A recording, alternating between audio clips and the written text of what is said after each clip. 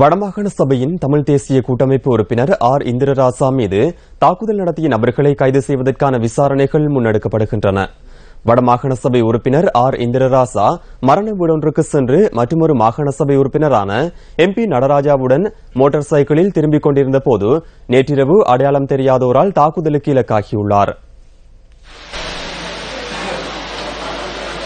Motor சைக்கிளில் பின்தொடர்ந்து சென்றதாக கூறப்படும் இருவர் இந்திரராசாவின் முதுகில் தாக்கிவிட்டு தலைமறைவாகியதாக முறைப்பாடு கிடைத்துள்ளதென போலீஸ் ஊடக பேச்சாளரும் உதவி போலீஸ் அத்தியட்சகருமான ருவான் குணசேகர தெரிவித்தார். தாக்குதல் நடத்தியவர்கள் இதுவரை அடையாளம் காணப்படவில்லை என்பதுடன் சம்பவம் தொடர்பில் வவுனியா போலீசார் மேலதிக விசாரணைகளை ஆரம்பித்துள்ளனர். இதேவேளை தாக்குதலுக்கு இலக்கான மாகாண சபை உறுப்பினர் ஆர் இந்திரராசா வவுனியா பொது வைத்தியசாலையின் திடீர் விபத்துக்கள் பிரிவில் தொடர்ந்தும் சிகிச்சை பெற்று வருவதாக வைத்தியசாலையின் பேச்சாளர் ஒருவர் கூறினார். மாகாண சபை உறுப்பினர் ஆர் இந்திரராசா தமிழ் தேசிய கூட்டமைப்பின் அங்கத்துவ கட்சியான ஈழ மக்கள் புரட்சிகர விடுதலை முன்னணியை சேர்ந்தவர் என்பது குறிப்பிடத்தக்கது. நானும் இந்திரராஜா அவர்களும் மோட்டார் சைக்கிளிலும் ஏனையவர்கள் வாகனங்களிலும் வந்து கொண்டிருந்தார்கள். நாங்கள் சற்று முன் உக்குளாங்குளம்